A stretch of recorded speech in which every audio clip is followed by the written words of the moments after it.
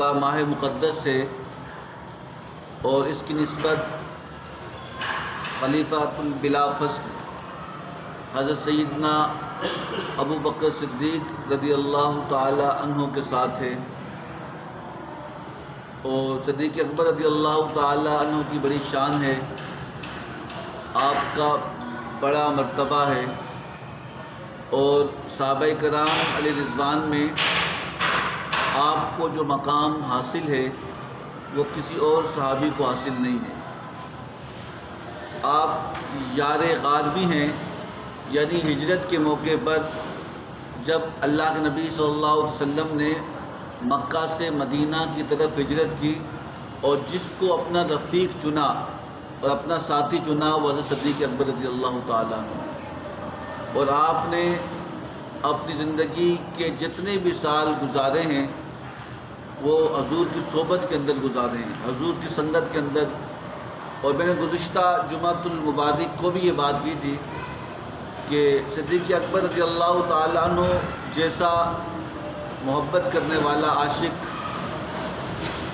آپ نے نہیں دیکھا ہوگا کہ جس نے اپنا مال، اپنی جان، سب کچھ حضور کے نام پر اور حضور کے قدموں میں نشاور کی۔ اور صحابہ کرام علیہ رضوان، آج تو کئی طرح کی معاملات ہمارے یہاں ڈسکس ہوتے ہیں اور یہ کہا جاتا ہے کہ نہیں وہ صحابی افضل ہے، وہ صحابی افضل ہے، یہ صحابی افضل ہے۔ یہ 1400 سال گزر چکے ہیں اور یہ تمام باتیں مکمل ہو چکی ہیں۔ آج سوائے انتشار کے اور افتراق پھیلانے کے یہ باتیں کرنا کوئی معنی نہیں رکھتا۔ یہ دشمنان اسلام کی سازش ہے کہ کسی طرح اللہ کے نبی کے صحابہ کی محبت کو مسلمانوں کے دلوں سے نکال دیا جائے۔ اگر صحابہ کو اسلام سے نکال دیا جائے تو پھر اسلام باقی نہیں بچتا۔ حضور کا پیغام مشرق سے مغرب تک، شمال سے جنوب تک اور دنیا کے ایک کونے سے دوسرے کونے تک لے جانے والی ہستیاں ہی اصحاب رسول ہیں۔ اور آج انہی کو لوگ الزامات کی بوچھار کرتے ہیں کہ فلانے نے یہ کیا، فلانے نے یہ کیا۔ یہ مسئلہ ہے ہی نہیں۔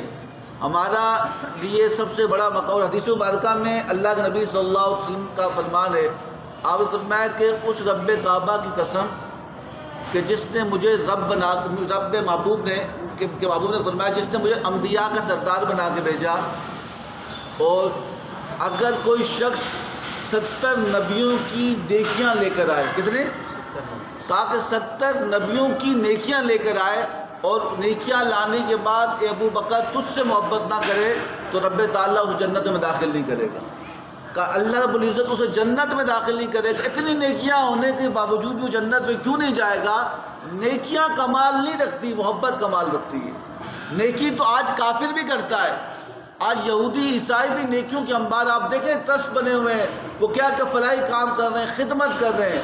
خدمت کرنا اچھی بات ہے، لیکن حضور کی محبت میں کلمہ پڑھنے کے بعد، حضور کے صحابہ سے محبت کرنے کے بعد جو خدمت ہوگی وہ ایک خدمت کی ایک نیکی ہوگی، غلامی میں آنے کے بعد وہ ایک نیکی 70 نیکیوں کے برابر ہو جائے گی۔ سمجھا نہیں بات کی؟ تو یہ یہاں پر ایک بہت بڑا ہمارے معاشرے کے اندر یہ بات پھیلائی جاتی ہے کہ صدیق اکبر افضل ہے، کہ علی افضل ہے، ابو بکر، عمر، عثمان، یہ ساری باتیں فضول ہیں۔ ہمارے یہاں وہی عزت کا مقام ہے جس کی نسبت حضور کے ساتھ ہے۔ اور یہاں تک کہ صدیق اکبر رضی اللہ تعالیٰ عنہ کے زمانے کے بعد حضرت عمر رضی اللہ تعالیٰ عنہ تشریف فرما تھے، ایک شخص نے یہ بات کی، کہا کہ صدیق کا مقام اتنا بلند نہیں جتنا فاروق اعظم کا مقام ہے، اور فاروق اعظم وہ صحابی ہیں کہ جن کے بارے میں حضور نے فرمایا کہ اگر میرے بعد کوئی نبی ہوتا اور اگر اللہ نبوت کا سلسلہ ختم نہ کرتا، اگر کسی کو نبی بناتا تو وہ عمر ہوتے۔ اتنا بڑا مقام ہے۔ اور کہا کہ حضرت فاروق اعظم کا مقام یہ ہے کہ جس راستے سے گزرتے ہیں وہ راستہ شیطان چھوڑ لیتا ہے، وہ راستہ شیطان چھوڑ لیتا ہے۔ تو کہا کہ کسی نے کہا کہ اس کا مطلب ہے کہ یہ ہماری رائے ہے نا، ہم بات سن کے اس کے اوپر کمنٹس کرنا شروع کرتے ہیں۔ تو کسی نے کہا کہ شاید فاروق اعظم کا مقام بلند ہے، تو فاروق اعظم تک یہ بات سنی سناتی پہنچی۔ آپ نے خطبہ دیا جمعے کا اور لوگوں کو جمع کیا اور لوگوں کو کہا کہ میں نے سنا ہے کہ تم کہتے ہو کہ صدیق اکبر کا مقام نیچے ہے تو میرا مقام اوپر ہے، تم اس بات کو چھوڑو۔ صدیق کا مقام اتنا بلند ہے کہ جب حضور کی طبیعت خراب تھی اور آپ نے نماز پڑھانے کا حکم دیا تو اس وقت آپ نے ہزاروں صحابہ کے موجودگی میں امامت کے مصلی پہ جسے کھڑا کیا وہ صدیق اکبر تھے۔ آپ نے صدیق اکبر کو کہا کہ آپ نے امامت کرنی ہے۔ ایک حضور کے پاس ایک عورت آئی، کہا یا رسول اللہ یہ مصلی، یہ مسئلہ پوچھنا ہے، آپ مسئلہ بتائیں۔ حضور نے فرمایا پھر آنا۔ کیا کہا؟ پھر آنا۔ وہ آپ اس عورت نے کہا کہ یا رسول اللہ اگر آپ موجود نہ ہوئے تو پھر میں مسئلہ کس سے پوچھوں گی؟ آپ نے فرمایا کہ اگر میں موجود نہ ہوا تو میرے بعد صدیق اکبر سے مسئلہ پوچھنا۔ یہ پیغام تھا کہ نائب رسول ہیں، اللہ رب العزت نے خاص مقام عطا کیا۔ تو حضرت عمر رضی اللہ تعالیٰ عنہ نے خطبہ دیا، لوگوں کو بٹھایا، کہا کہ تم کہتے ہو کہ صدیق اکبر کا مقام اتنا ہی، وہ مقام اتنا ہے۔ آپ نے فرمایا کہ اللہ رب العزت نے صدیق اکبر کو وہ شان عطا کی کہ جب آپ کو کفار نے مسلمانوں کو تنگ کیا تو اللہ نے حکم دیا ہجرت کرو، کہ مکہ چھوڑ کر مدینہ جاؤ، اور جو ساتھ میں ساتھی تھا وہ صدیق اکبر تھے، اور صدیق اکبر رضی اللہ تعالیٰ عنہ آپ کے ساتھ چلنے لگے اور آپ نے غار ثور پر لے کے گئے۔ کتنے؟ آج بھی اللہ تعالیٰ آپ کو مکہ مدینہ لے جائے اور وہاں پہ آپ کو اللہ تعالیٰ غار ثور تک پہنچائے، اور غار ثور کی بلندی پتہ کتنی ہے؟ 5413 فٹ۔ کتنی؟ 5413 فٹ اس کی اونچائی ہے۔ اور اس زمانے میں آج تو سڑکیں بن چکی ہیں نا، سڑکیں، لوگ سڑکوں کے اوپر چل کر بھی پیدل نہیں چلتے۔ ہمارے یہاں تو ہم سیدھی سڑک پہ، ہم یہاں سے 8 نمبر پہ جائیں ہمیں تو طبیعت خراب ہو جاتی ہے، ہم اتنے آرام طلب لوگ ہو چکے ہیں۔ تو صدیق اکبر رضی اللہ تعالیٰ عنہ حضور کے ساتھ تھے نا، حضور نے فرمایا کہ اے صدیق، اللہ نے حکم دیا کہ مکہ کو چھوڑ کر مدینہ کی طرف ہجرت کرو، آپ میرے ساتھ چلو۔ تو حضور صلی اللہ علیہ وسلم کے ساتھ صدیق اکبر چلنے لگے۔ کہا یا رسول اللہ کہاں جانا ہے؟ کہا مدینہ جانا ہے، لیکن مدینہ سے پہلے غار ثور میں قیام کرتا ہے۔ وہ کتنی بلندی ہے؟ 5413 فٹ کی اونچائی، وہ غار ثور تک پہنچنے میں۔ آج لوگ حاجی جاتے ہیں نا، حاجی، وہ نہیں پہنچ سکتے، کوئی تو بیہوش ہو جاتے ہیں اور کچھ تو وہاں تک آدھے راستے میں واپس پلٹ جاتے ہیں۔ اتنی پتھریلی زمین ہے اور اتنی اونچی بلندی ہے، اور عرب کی گرمی بھی اتنی شدت والی ہے۔ ہمارے یہاں تو یہاں گرمی پڑتی ہے نہ سردی، وہ اتنی شدید گرمی ہے کہ اس گرمی کے اندر اللہ کے نبی صلی اللہ علیہ وسلم کے ساتھ صدیق اکبر ہیں، اور صدیق اکبر جب جانے لگے تو جب غار ثور پہ چڑھنے لگے، کہا یا رسول اللہ آپ میرے کاندھوں پہ سوار ہو جائیں۔ کس پر؟ یا صدیق اکبر نے کہا آپ میرے کاندھوں پہ سوار ہو جائے۔ تو اللہ کے نبی صلی اللہ علیہ وسلم صدیق اکبر ایک کاندھوں پہ سوار ہوئے، اور اس سے پہلے جب آپ غار پہ چڑھنے لگے نا، آپ کبھی صدیق اکبر آگے جاتے، کبھی پیچھے آتے، کبھی دائیں آتے، کبھی بائیں آتے۔ تو آپ نے فرمایا کہ صدیق اکبر آپ کیوں اس طرح کرتے ہو؟ ابو بکر اس طرح کیوں کرتے ہو؟ کہ یا رسول اللہ آپ کی محبت مجھے دیوانہ بنا رکھی۔ کہا کیا کرتے ہو؟ کہا کہ میں آگے اس لیے جاتا ہوں کہ سمجھتا ہوں کہ شاید کافر آپ کو تکلیف دینے کے لیے آئے، اور اگر خدا نہ خواستہ کوئی تیر چلے تو صدیق کا سینہ حاضر ہے۔ اور کہا کہ میں پیچھے اس لیے چلتا ہوں کہ اگر شاید کوئی پیچھے سے آئے تو صدیق پیچھے بھی موجود ہو تو وہ تیر اپنے جسم پہ کھائے۔ دائیں بائیں آپ کو بچانے کے لیے، آپ کی حفاظت کے لیے صدیق اکبر اس طرح کا کام کرتا ہے۔ اور کہا کہ جب غار ثور پہ آپ صدیق اکبر کے کاندھوں پہ چڑھ کر اور حضور سواری کر کے جب وہاں پہنچے، پتھریلی زمین تھی، آپ جب غار ثور میں پہنچے وہاں عبادت کرنے لگے، بہت طویل واقعہ ہے، لیکن صدیق اکبر نے جاتے ہوئے اپنی بیٹی حضرت اسما بنت ابو بکر رضی اللہ تعالیٰ عنہ کے بارے میں کہا، بڑی بیٹی تھی، حضرت عائشہ سے بڑی بیٹی حضرت اسما تھی۔ آپ نے حضرت اسما سے کہا کہ اسما ہم جاتے ہیں اور غار ثور میں ہوں گے اور حضور وہاں تشریف فرما ہوں گے، ہمارے پاس سرکہ اور کھجوریں ہیں، لیکن اے میری بیٹی میرے محبوب کے لیے تازہ کھانا لے کے آنا، تازہ دودھ لے کے آنا۔ حضرت اسما رضی اللہ تعالیٰ فرماتی ہیں میری ڈیوٹی لگائی گئی کہ میں تازہ کھانا لے کے آؤں، اور کہا کہ رات کو وہ 5413 فٹ کی بلندی، آدمی کا چڑھنا دشوار تھا، لیکن صدیق اکبر نے اپنی بیٹی کی ڈیوٹی لگوائی کہ روزانہ آنا ہے، روزانہ جانا ہے، روزانہ کھانا لے کے آنا ہے میرے محبوب کے لیے۔ حضرت اسما فرماتی کہ میں روزانہ تازہ کھانا پکاتی اور جا کر حضور کی بارگاہ میں دیتی، واپس آتی۔ 2 دن گزرے تو ابو جہل اپنے کفار کے ساتھ آیا اور کہنے لگا کہ اسما تیرے والد کہاں ہیں اور کہاں چلے گئے؟ وہ رسول کو لے کے کہاں گئے؟ حضرت اسما فرماتی مجھے تو پتہ تھا، میری ڈیوٹی تھی، میں روز ملنے جاتی تھی۔ آپ فرمانے لگی کہ میں خاموش رہی۔ اس نے کہا مجھے بتا وہ کہاں ہے؟ سردار تھا کفار کا، کہا مجھے بتا، تو آپ خاموش رہی۔ آپ فرمایا کہ میں اس سے کہتی ہوں کہ مجھے نہیں پتا، یہ جھوٹ ہے، یہ کیا ہو جائے گا؟ اور قرآن کہتا ہے کہ لعنت اللہ الکاذبین، کہ جھوٹے پر اللہ کی بولیں، جھوٹے پہ اللہ کی، اور میں جھوٹ بولوں گی تو یہ شریعت کے حکم کے خلاف ہوگا، اگر سچ بولوں گی تو میرے محبوب کو تکلیف ہوگی۔ اگر میں بتاتی ہوں وہ غار سور میں، یہ کافروں کا سردار وہاں لے کے جائے گا سرداروں کو، اور حضور کو تکلیف ہو جائے گا۔ اگر میں جھوٹ بولوں تو میری غیرت گوارا نہیں کرتی، اور سچ بولوں تو میری محبت گوارا نہیں کرتی۔ تو کہا کہ میں نے سوچنے ہوئے، اور پھر میں نے کہا کہ ابو جہل تو مجھ سے پوچھتا کہ میرے والد اور حضور کہاں ہے؟ کہا مجھے پتا ہے وہ کہاں ہے، مجھے پتا ہے وہ کہاں، میں ٹھکانہ جانتی ہوں، لیکن تجھے نہیں بتاؤں گی، تجھے بتاؤں گی نہیں۔ ابو جہل نے سختی کی، لیکن آپ نے کہا نہ نہ نہ۔ اور پھر اس نے پورے مجمع کے دوران اس مکہ کے اس چوک میں صدیق اکبر رضی اللہ تعالیٰ عنہ کی بیٹی اسما کو تھپڑ مارا تو آپ کا چہرہ پتھر سے لگا، تو خون، منہ زخمی ہوا، خون آلود، کان پھٹ گیا، ناک سے خون آنا شروع ہوا۔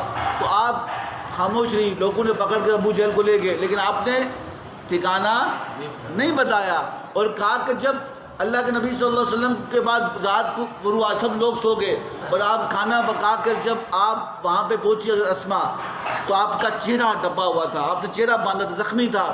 تو صدیق اکبر نے پوچھا کہ اسما کیا ہوا؟ کہا کچھ نہیں۔ کہا کیا ہوا؟ تو حضور نے فرمایا کہ بیٹی کیا ہوا؟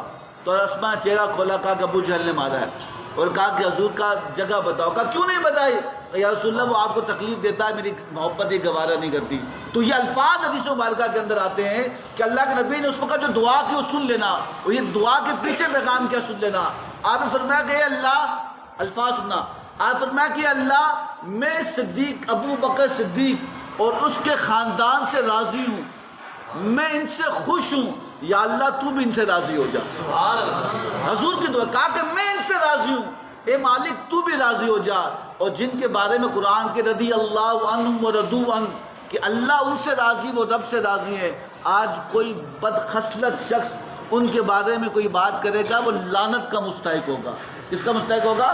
صحابہ وہ ہستیاں ہیں کہ ان کی زبان، ان کے بارے میں زبان جب کھولیں تو وضو کر کے کھولیں، یہ حضور کے نائبین ہیں، حضور کے پیارے ہیں، اور اللہ کے منتخب کردہ لوگ ہیں، اللہ کے چنے ہوئے لوگ ہیں۔ اور کہا کہ جب غار سور کے بارے میں کہتے ہیں نا کہ آپ نے فرمایا کہ جب عمر فاروق جو بات تھی، عمر فاروق نے کہا کہ میں نے سنا تم کہتے ہو کہ صدیق افضل ہے کہ عمر، تم سن لو غار سور کی ایک رات جہاں حضور ہے، یہاں صوفیہ نے بڑے نکات بیان کیے۔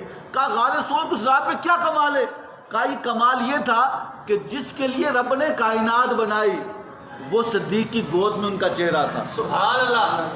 کہا کہ کوئی کتنے بڑے مقام پہ پہنچ جائے، کس منصب پہ پہنچ جائے، عمر فاروق فرماتے ہیں کہ یاد رکھو آپ رویا کرتے تھے فاروق اعظم، کہا کہ ابو بکر میری زندگی کی ساری نیکیاں دے دے، کیا میری زندگی کی ساری نیکیاں لے لے، میری زندگی کے سارے اعمال لے لے، وہ ایک رات کا ثواب مجھے دے دے۔ سبحان اللہ۔ کہا کون سی رات؟ وہ غار سور کی رات جب حضور تشریف فرما تھے، اللہ کے نبی صلی اللہ علیہ وسلم۔ اور پھر غار سور میں جانے کے واقعہ آپ نے بار بار ہاں سنا ہوگا، لیکن بات یہ ہے کہ جب بھی سنو ایک ایمان کی تازگی ہوتی ہے، ایک محبت کا اظہار کا طریقہ سمجھ میں آتا ہے۔ کہا کہ صدیق اکبر رضی اللہ تعالیٰ عنہ جب غار سور پر پہنچے نا، غار سور پر پہنچے، کہا یا رسول اللہ آپ تشریف فرماؤ، میں اندر جاتا ہوں، میں اندر جاتا ہوں۔ آپ اندر گئے، غار کی صفائی کی، غار کی صفائی کرنے کے بعد جتنے سوراخ تھے وہ سارے خانے بند کیے، کوئی جگہ خالی نہ رہے۔ جب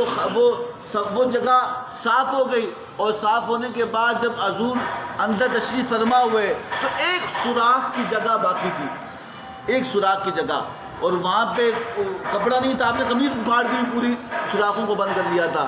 تو حضور آرام فرمانے لگے تو ابو بکر صدیق نے اپنے پاؤں کی انگوٹھا، ایڑی کہتے ہیں لیکن وہ پاؤں کی ایڑی ہے، ایک روایت میں آتا ہے انگوٹھا، آپ نے سوراخ میں رکھ دیا کہ تاکہ کوئی جانور یا کوئی موذی جانور نہ آئے اور میرے محبوب کو تکلیف نہ ہو. حضور آرام کرنے لگے تو وہ آرام کیسا تھا کہ حضور صدیق اکبر کی ران پہ سر رکھ کے آپ آرام فرما رہے تھے، اور یہاں تک کہ کہا کہ سالوں پہلے، کتنے دیکھیں، ایک انسان کی میکسیمم عمر ہوتی ہے 60-70 سال، اس سے زیادہ اس دور میں جینا مشکل ہے.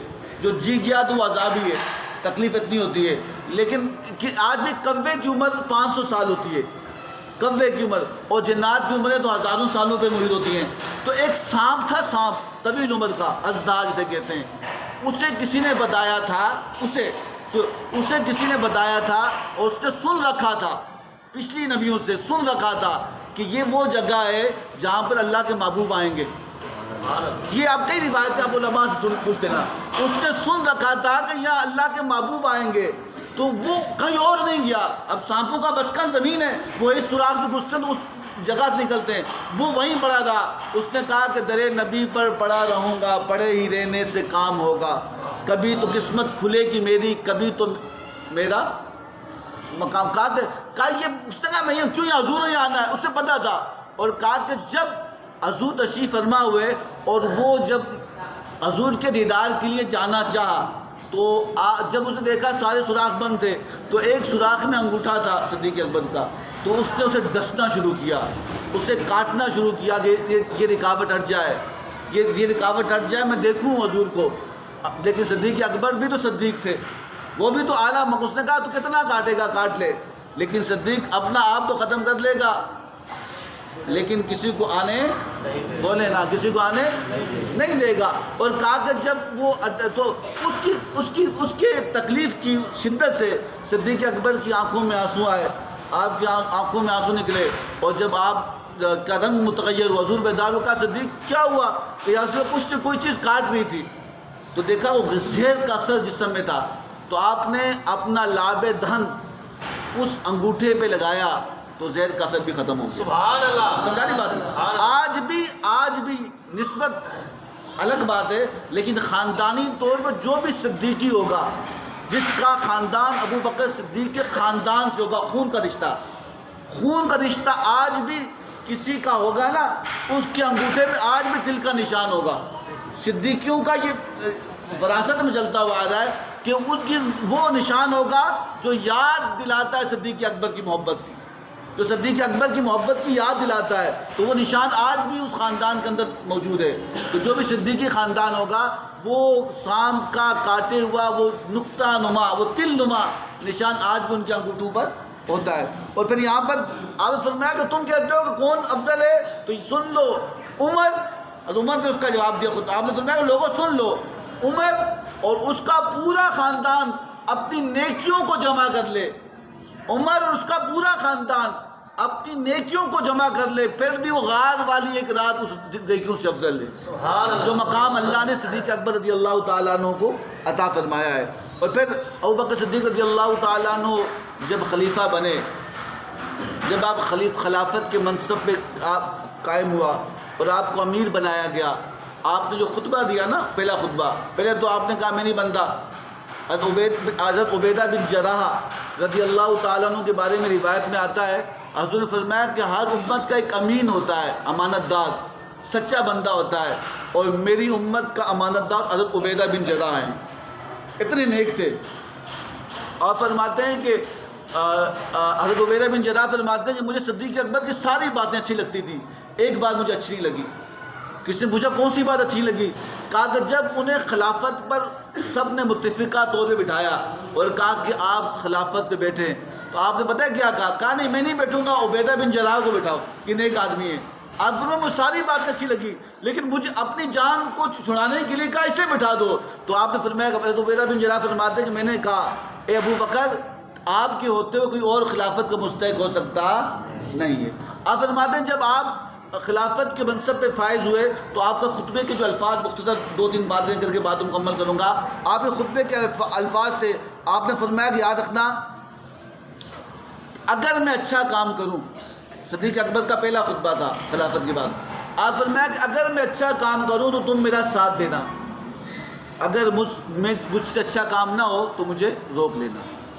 اور ان عوام کے اندر، ان رعایا کے اندر جو لوگوں کی نظر میں سب سے کمزور شخص ہے، جس سے کوئی ادھار لے کے واپس بھی نہیں دیتا، کیا کر لے گا، جس کی چیز پہ قبضہ کر کے کوئی پوچھے کہ یہ میرا کیا بگاڑ لے گا، سمجھا نہیں. اب فرمایا جو رعایا کے اندر سب سے کمزور شخص ہے وہ میری نظر میں سب سے زیادہ طاقتور ہے. کہا کیوں؟ اگر وہ کمزور کا کوئی حق کھا گیا اور وہ کمزور میری رعایا میں ہوا اور میرے پاس آیا تو میں اس کا حق اس کے دروازے تک پہنچاؤں گا. یہ حکومت تھی، میں اس کا حق اس کے دروازے تک پہنچاؤں گا. اگر میری رعایا میں کوئی طاقتور شخص ہوا تو جو لوگوں کی چیزوں پہ قبضہ کر لے اور کیا تم میرا کیا بگاڑ سکتی ہو، میں نہیں دیتا. کہا کہ وہ سن لے، وہ میری نظر میں سب سے کمزور ہے. حضرت عمر فاروق، حضرت ابوبکر صدیق فرماتے ہیں، کہا کہ اگر اس نے کسی کا حق کھایا اور رعایا کے حق میں سے وہ کھا کے جانا چاہ تو کہا کہ میں اس کی گردن مڑوڑوں گا، اس کی گردن پکڑ کر اس وقت تک نہیں چھوڑوں گا جب تک اس کا حق کسی کو دلوا نہ دوں. تو یہ امن تھا، یہ خلافت کے مستحق تھے. یہ وہ لوگ تھے کہ جن کے بارے میں آسمان بھی آج بھی گواہی دیتا ہے. یہ وہ لوگ تھے جو خلافت کے، جو حکمرانی کے صحیح حقدار تھے. اور جیسے جیسے زمانہ گزرتا رہا اور کہا کہ حضور کی محبت کا مقام کیا تھا، کوفہ کی مسجد تھی، مولا علی کرم اللہ وجہ الکریم تشریف فرماتے اور آپ فرمایا تم کہتے ہو بہادر کون ہے، طاقتور کون ہے؟ تو لوگوں نے کہا انتا یا علی، علی آپ بہادر ہو، طاقتور آپ ہو، شیر خدا آپ ہو، سیف اللہ آپ ہو. اللہ نے آپ کو لقب دیا، حضور نے آپ کو بڑا مقام دیا، آپ کی بشارتیں. آج منانا مجھ سے بھی بہادر کوئی ہے. مولا علی کوفہ کی مسجد کے اندر کہہ رہے ہیں. کہا کہ یا علی پھر کون ہے آپ سے طاقتور زیادہ؟ کہا ابو بکر صدیق. کہا کیسے؟ کہا کہ تمہیں پتہ ہے غزوہ بدر کا معرکہ؟ کہا نہیں. کہا غزوہ بدر تھی اور 313 مسلمان تھے. کتنے بولیں کتنے؟ 313 مسلمان تھے. اور اس وقت حضور کے لیے جو چھپر بنایا گیا، جو وہ جگہ بنائی گئی اور جو اشیر بنایا گیا، تو وہاں پہ کہا کہ حضور اللہ کی بارگاہ میں دعا کر رہے تھے اور کہا وہ اتنا نازک مرحلہ تھا، ایک طرف 3 گنا زیادہ طاقتور دشمن ہے اور ایک طرف کمزور لوگ اور ان کے پاس ہتھیار بھی نہیں. اور کہا کہ سب سے نازک مرحلے پر اس وقت لوگوں نے کہا کہ صحابہ نے حضور کی حفاظت کے لیے کون کھڑا ہوگا؟ حضرت علی فرماتے ہیں کہ میں نے کہا میں کھڑا ہوں، لیکن اگر کوئی مجھ سے آگے نکل کے حضور کو نقصان پہنچا گیا تو میں کیا کروں گا؟ کہا کوئی آگے بڑھنے کے لیے تیار نہیں. سارے بڑے بڑے صحابہ خاموش کھڑے تھے. حضرت علی فرماتے ہیں کہ صدیق اکبر نے کہا کہ حضور کی حفاظت کے لیے میں کھڑا ہوں. سبحان اللہ. کہا کہ کیسے؟ کہا کہ خطرہ تھا دشمن آئے گا. صدیق اکبر نے کہا کہ پہلے مجھے کاٹے گا، مجھ سے آگے بڑھے گا تو آگے آئے گا، میں کسی کو آگے آنے دوں گا تو آگے آئے گا. صدیق کا جسم کا ایک ریزہ بھی باقی ہوگا، وہ اس وقت تک کھڑا رہے گا اور محبوب تک کسی کو آنے نہیں دے گا. کہا کہ وہ نازک بن اللہ. اور تم پوچھتے ہو کہ کیا نام ہے بہادر کون؟ کہا بہادر تو صدیق اکبر. کہا کہ حضور کے دنیا سے پردہ فرمانے کے بعد صدیق اکبر کو چین نہیں آتا تھا. چین حضرت عائشہ فرماتی وہ اتنے روتے تھے، کبھی مصلے کو دیکھ کے روتے، کبھی گھر کو دیکھ کے روتے. اور کئی روایات موجود ہیں کہ صدیق اکبر حضور کی محبت میں ایسے روتے کہ جیسے کوئی دیچکی، کوئی آگ پہ پانی کی رکھ دی جائے اور آگ کی تپش سے وہ پانی جب ابلتا ہے نا، وہ آواز آتی ہے کہ صدیق اکبر ایسے حضور کی محبت میں رویا کرتے کہ آقا میں آپ کے بغیر جینا پسند نہیں کرتا. تو یہ مقام تھی. اور کہا کہ صدیق اکبر کا آخری بات کر کے بعد مکمل کروں گا. اللہ سے دعا کروں کہ اللہ تعالیٰ ہمیں دنیا میں بھی صدیق کی محبت نصیب فرما. یا اللہ حضور روز قیامت بھی حضور کی سنگت میں صدیق اکبر کے ساتھ جنت نصیب فرما. صوفیہ فرماتے ہیں کہ صدیق اکبر رضی اللہ تعالیٰ عنہ حضور کی بات سنتے اور جس بات پر حضور راضی ہوتے وہ کام کر لیتے. حضور تو مسجد نبوی میں تشریف فرما، مسجد نبوی میں آپ اتنے بڑے تاجر تھے کہ عرب میں آپ کے برابر کوئی تاجر نہیں تھا۔ ہمارے یہاں تاجر کیسا ہوتا ہے؟ جو دھوکہ دے کہ 50 کی چیز میں 5 کی لے کے دوں گا، ایسے ہی ہوتا ہے کہ میں بہت پروفٹ لوں گا۔ ہمارے استاد کہا کرتے تھے کہ یاد رکھنا لوگوں سے سامان خریدا کرو، مجبوریاں نہیں۔ آپ نے اکثر لوگوں کو سنا ہوگا فلاں بندہ مجبور ہے اپنا سامان بیچ رہا ہے، وہ بڑا مجبور ہے، بڑی تنگی ہے اس کو، وہ اپنا مکان بیچ رہا ہے، وہ بڑا تنگ ہے، وہ اپنا گھر بیچ رہا ہے، وہ اپنی گاڑی بیچ رہا ہے، تنگی کا عالم ہے۔ تو ہم اس کی مجبوری کا فائدہ اٹھاتے ہوئے وہ جو لاکھ والی چیز ہم 50 میں لیتے ہیں کہ نہیں لیتے؟ بولیں، یہ عام کامن بات کر رہا ہوں میں۔ کہا فلانا بندہ بہت مجبور تھا، گھر میں والدہ بیمار ہوگی، پیسے نہیں ہیں، اس کو 20,000 والی 5,000 کی لے لو، ہم خوش کہتے ہیں مجھے دلوا دو۔ صوفیہ فرماتے ہیں تم مجبوریاں خریدو گے، وہ مجبوریاں تمہیں مجبور کر دیں گی، تو تمہیں نصیب راہ سے نہیں آئے گی، تم نہیں اسے پا سکو گے۔ اصل چیز سامان کو ملنا اور اس سامان کو آپ استعمال کر سکو، جو آپ کو سکون نہ دے سکے اس سامان کا فائدہ۔ کہا لوگوں سے سامان خریدا کرو، مجبوریاں، بولے نا، پریشان ہیں لوگوں سے مجبوریاں خریدو گے تو آپ بھی کیا ہو جاؤ گے؟ مجبور۔ تو ایک دفعہ صدیق ابو تشریف فرماتے ہیں نا، مسجد نبوی چھوٹی تھی، تو آپ نے فرمایا کہ میری خواہش ہے، حضور نے فرمایا صحابہ کے درمیان بیٹھے تھے کہ یہ مسجد جو ہے بڑی ہو جائے، کیا ہو جائے؟ صدیق اکبر مجلس میں بیٹھے تھے، آپ نے نماز ختم کی، اس مسجد کے ساتھ جس کا گھر تھا نا، 2 یتیم بچے معاذ اور معوذ 2 بچے تھے، ان کی زمین تھی۔ آپ ان کے پاس آئے اور آپ کہنے لگے کہ بیٹا یہ زمین بیچو گے؟ انہوں نے کہا کہ بیچیں گے۔ کہا جتنی قیمت تم بولو گے، یہ نہیں کہ 50,000 یا 5,000 کا مسجد بنا رہے ہیں، نا۔ کہا جتنی، آپ روایت پڑھ کے دیکھ لیں، آپ کتابیں کنگال کے دیکھ لیں، صدیق اکبر نے اس سے سودا نہیں کیا، اس سے لین دین بارگیننگ نہیں کی۔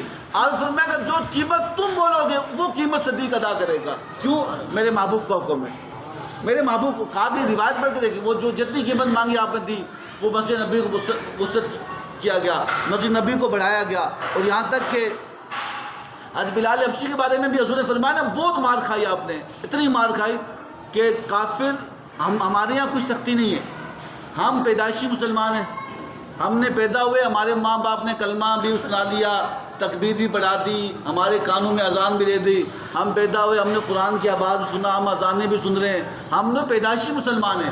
ہمیں اسلام کی اس آنے کا اور اس کی آزمائش کا جو صحابہ کرام نے صحیح ہمیں پتہ نہیں ہے۔ ہم اللہ کا شکر ادا کریں، اللہ کا شکر ادا کریں کہ اللہ تعالیٰ نے ہمیں مسلمان گھرانوں میں پیدا کیا، ورنہ کسی کافر کے گھر ہوتے، کسی بت کے آگے سجدہ ریز ہوتے، کوئی کس کے آگے جھکا ہوتا۔ تو رب کا اس کا بھی شکر ادا کریں کہ اس نے ہمیں اپنے محبوب کو امتی بنایا۔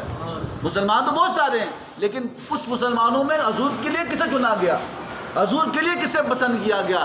بلال حبشی رضی اللہ تعالیٰ عنہ کو اتنا مارتا ان کا مالک امیہ بن خلف کہ آپ کو 70 ڈگری سینٹی گریڈ والی گرمی عرب کی، تپتی صحرا کے اندر الٹا لٹا کر، اور اوپر منو وزنی پتھر رکھا جاتا، اور جب پتھر رکھتا پھر ڈنڈوں اور کوڑوں اور رسوں سے مارتا، اور کہتا کہ بتا لات منات کو مانتا ہے یا ایک خدا کو مانتا ہے؟